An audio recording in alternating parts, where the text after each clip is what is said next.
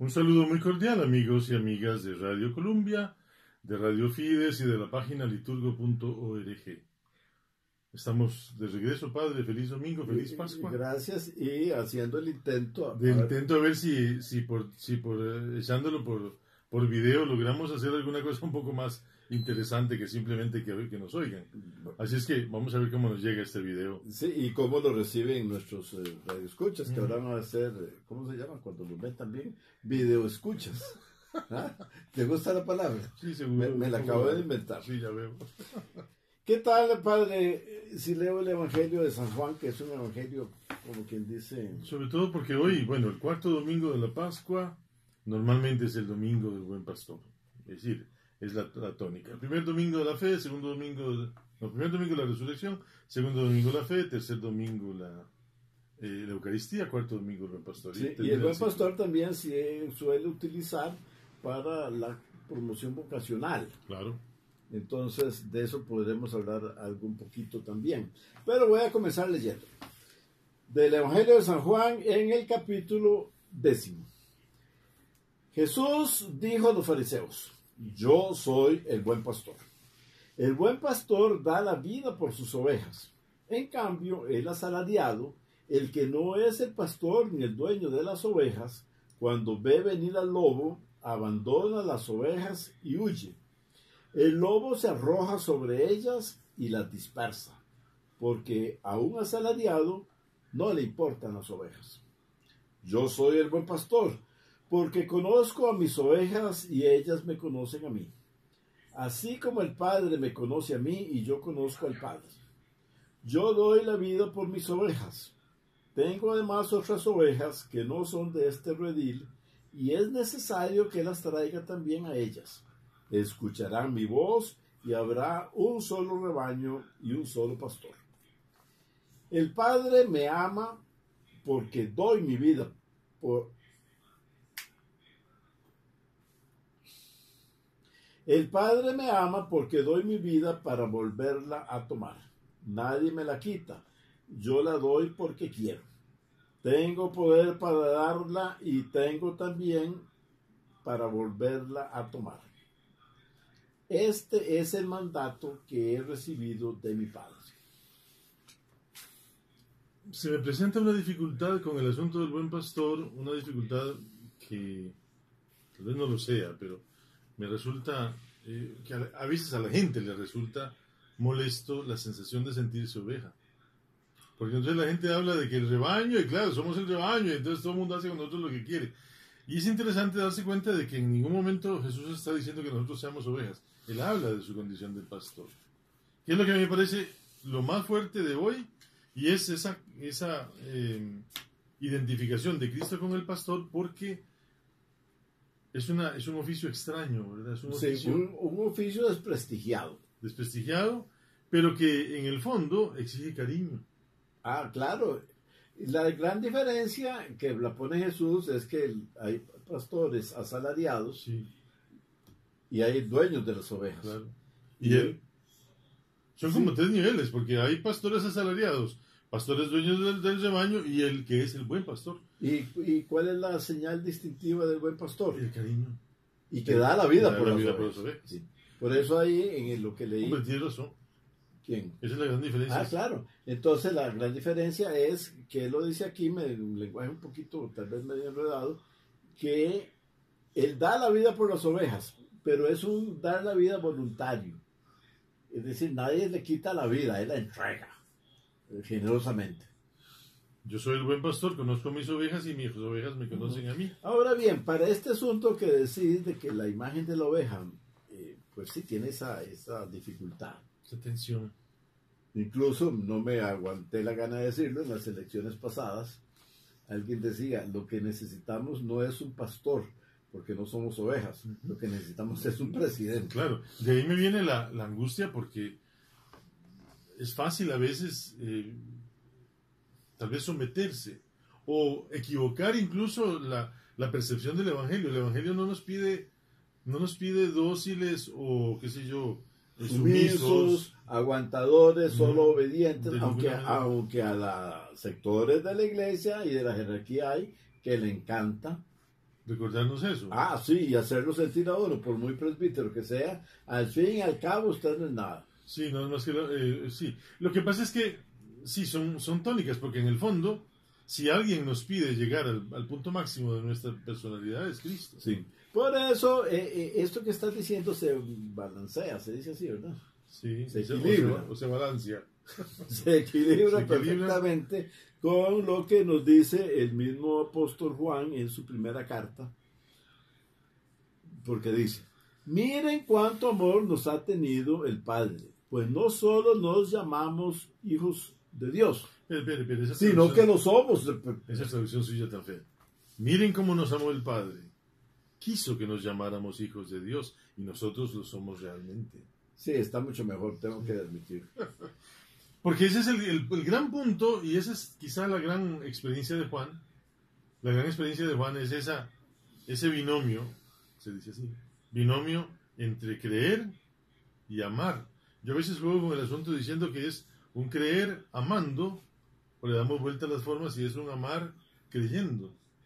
Porque es la fe, a veces es tan fácil creer, ¿verdad? La gente se somete a un proyecto de fe y ya creí, ya estoy bien. No, la fe tiene que verse, y hacer visible la fe es solo posible a través de un ejercicio de amor. Sí, ahora, yo quiero detenerme un poquito en esta frase, aunque la traducción no sea la mejor, es que dice que nos llamamos hijos de Dios. Pero es que lo que agrega es fantástico, el padre Álvaro. Lo somos.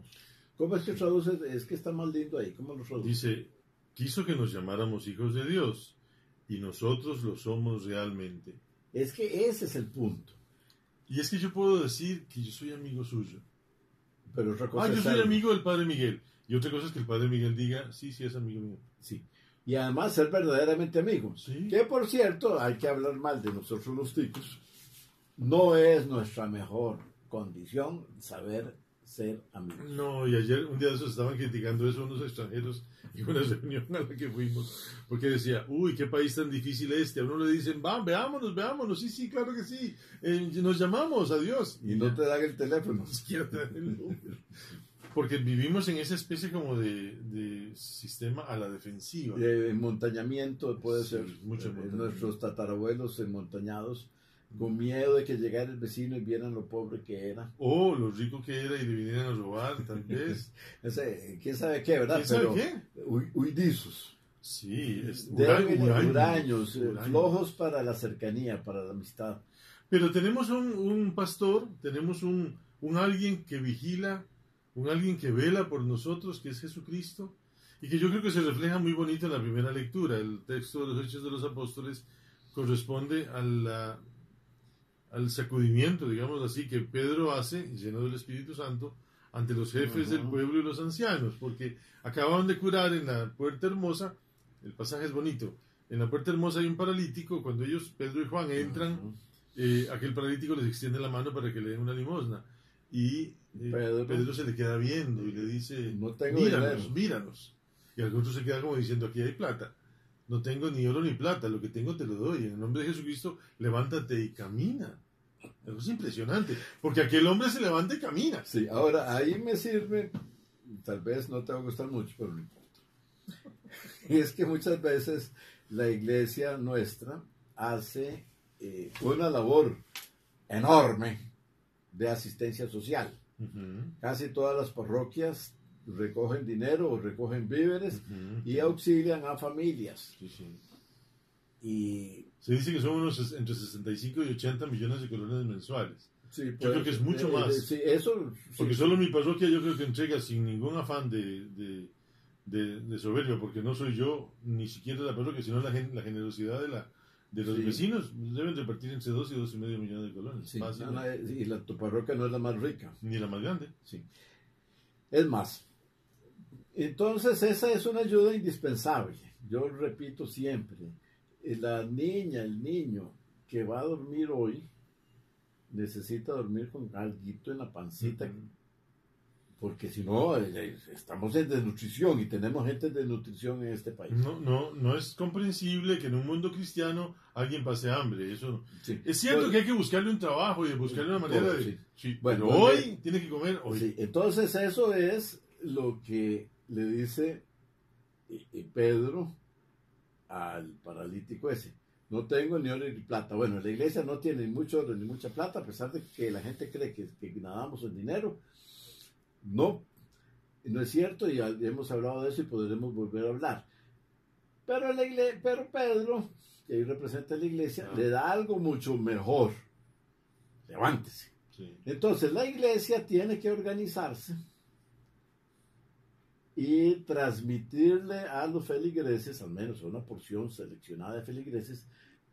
Estamos hablando de lo social. El mendigo es un damnificado social. La iglesia tiene que capacitar a la gente para que se levante, para que incida en la realidad de su comunidad, de su cantón, de su país, para que entienda desde el punto, para que sea capaz de hacer un análisis social, político, desde la sensibilidad cristiana. Sí, que eso es lo que es más maravilloso, porque la sensibilidad cristiana le va a dar una visión novedosa y humanizada y hasta tierna, un estilo buen pastor. Sí. Estilo buen pastor. Porque no se trata de cosas de curas ni de monjas, ¿verdad? No, se trata del pueblo de Dios, laicos, sí. Pueblo sacerdotal que tiene que asumir la responsabilidad social de que no falte pan en la mesa del hermano. Claro, responsabilidad social, es que ahí está el punto. Sí. Yo siempre digo, siempre que puedo, yo seguro ya tengo aburrido a la gente, pero no importa. La única iglesia en América Latina, hasta donde yo sé, que transformó la realidad social, económica, política de su pueblo, es la de Costa Rica. Laicos como olvidados, o casi olvidados, como Calderón Muñoz, sí. Como su hijo Calderón Guardia. Sí. Alguien que fue... Y me decían que, alguien me dijo, un analista me decía que el gobierno de los modernos que más proyectos sociales desarrolló fue el de Calderón Fournier. Es posible. Es interesante. No lo sé, pero muy interesante. Sí, lo hicieron ver y me pareció muy interesante. Sí, muy interesante. Sí. Después, gente tan extraordinaria como el presbítero, pero también general de Rifle Tomar, y fundador de un partido político, el Partido Reformista, y después profesor de la universidad y hombre extraordinario en todo lo que pudo hacer. Jorge Bolio, que dice aquel que fue profesor mío, Constantino Láscaris, en un estudio que tiene sobre él, dice que Jorge Bolio es la biografía más apasionante de Centroamérica. Bueno, entonces, una iglesia, bueno, sí, y no puedo dejar de mencionar a Víctor Sanabria. El Manuel, yo no sé quién lo inventó. Debe ser Víctor Manuel. No, es solo Víctor Sanabria. Nunca, no, yo he leído mucho de lo que él escribió. Y no. Y firmó, jamás se firmó Manuel. Solo Tal vez, Víctor. Tal vez en la fe de bautismo aparezca Víctor Manuel. El caso es que esta es la única iglesia que logra transformar.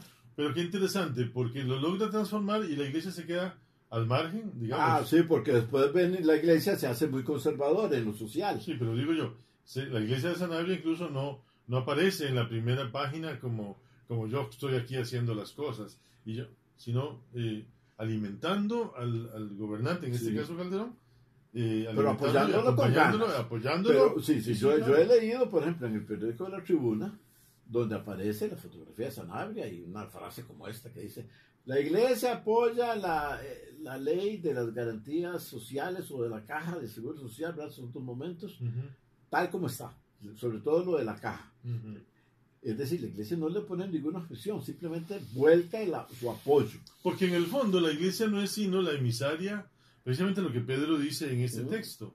Ustedes se sorprenden de que ese hombre esté sano delante de ustedes. Pues ese hombre está sano delante de ustedes por el nombre de Jesucristo de Nazaret. Sí, entonces, en nombre de Jesucristo, claro, toda su sensibilidad, su pasión. Es que el otro día, creo que era Francisco, que siempre dice cosas excelentes. Y deja a la gente sacudida. Ahora redujo la salvación, la santidad. Sí.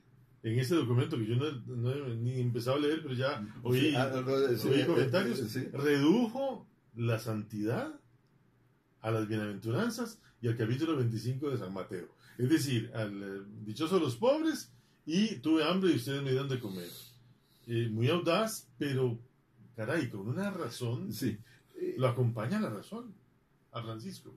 Sí, además, yo sí me he leído ese documento, lo tengo que releer y volver a leer. Y el asunto padre Álvaro, de que coge la santidad y la aterriza a la vida cotidiana. Entonces uno se da cuenta de algo de lo que hemos hablado, creo que aquí mismo varias veces. Feligreses, feligresas, tal vez más las femeninas,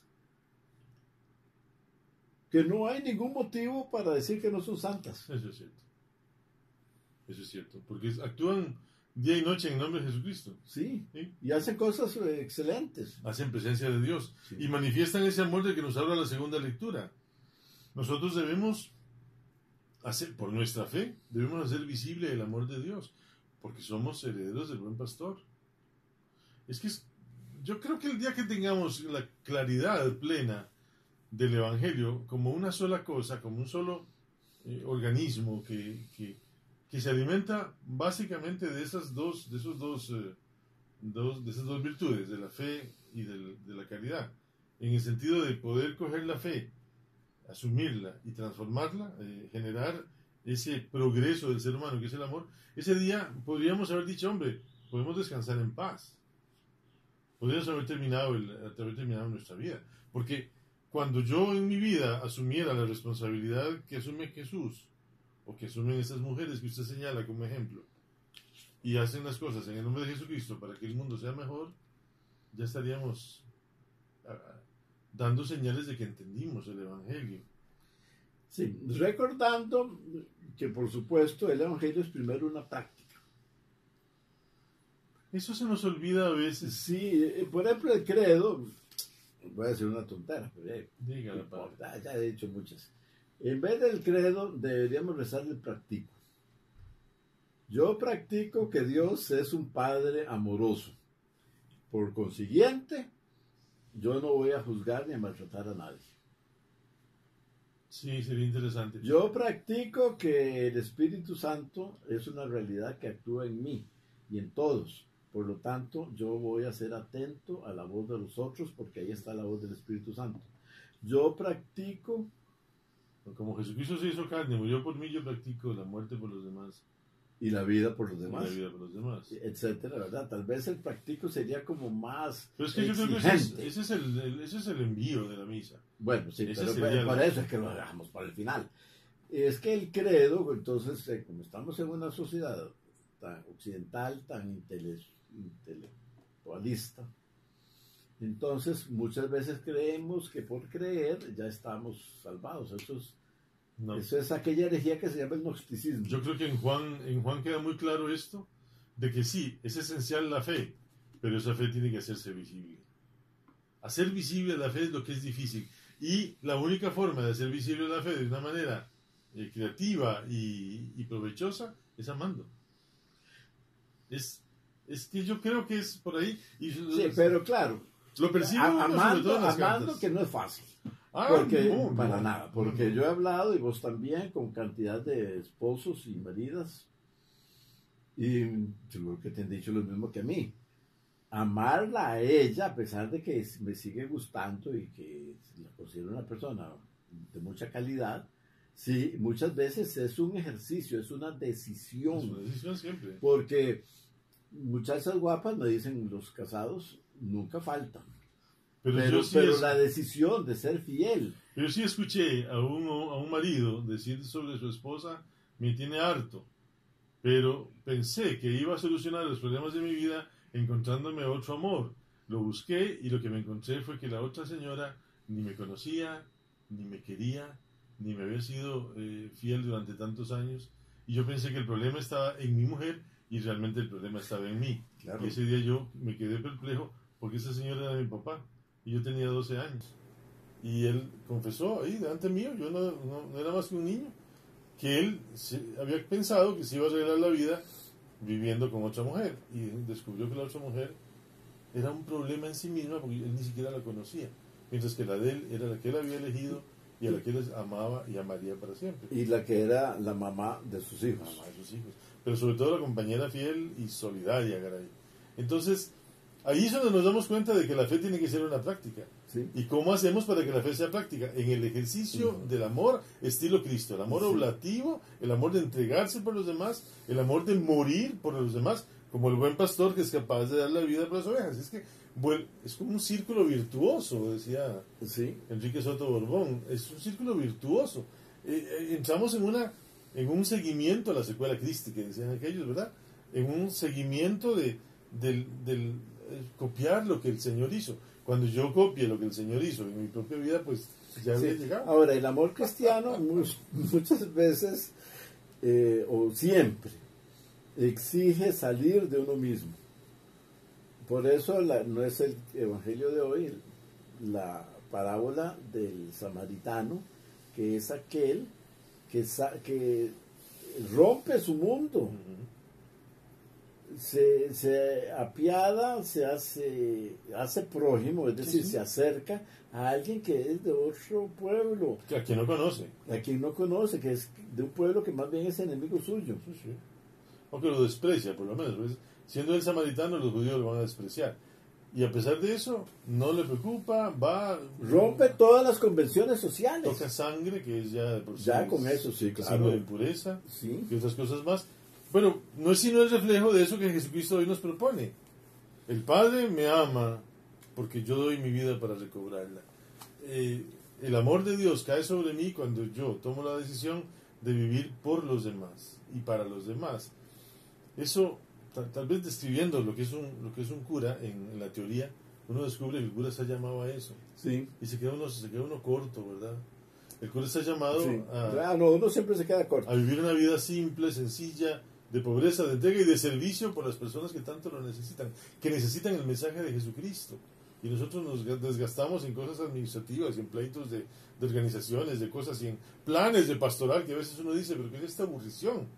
Porque la gente lo que necesita es simplemente la palabra de Dios hecha carne. Y la palabra de Dios hecha carne es un abrazo, un gesto, una sonrisa, un acompañamiento, una cosa sincera.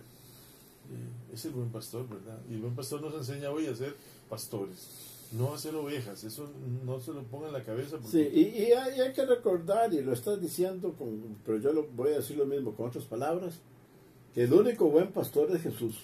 Sí. Nosotros somos... A veces los evangélicos nos critican de que nosotros nos llamamos padres, o dejamos que la gente nos llame padre. A mí no me gusta, pero la gente nos dice padres. Sí. Pero igual de pretencioso, o tal vez más pretencioso. Es aceptar que uno sea... Mucho más pretencioso pretender que a mí me llamen pastor, porque pastor es Cristo. Sí. Y cierto que tal vez el nombre de padre es el nombre de Dios, pero no, a mí me están llamando padre por una paternidad muy humana. Pero pastor, no, a mí me dicen pastor y yo me voy a sentir muy incómodo. En realidad nosotros somos presbíteros. Sí. Que quiere decir anciano, padre de familia. Ya en usted y yo esa es una verdad grande como un templo. Pero más en vos que en mí, por supuesto. Bien. Aquí sale uno siempre fregado. La experiencia de Cristo sea para nosotros una experiencia de vida, de comunicación, de servicio, de entrega. Que el buen pastor sea pues el modelo para que nosotros nos entreguemos por los demás y que vivamos ese amor que tiene que hacerse visible en los gestos de caridad. Feliz domingo y que Dios le bendiga.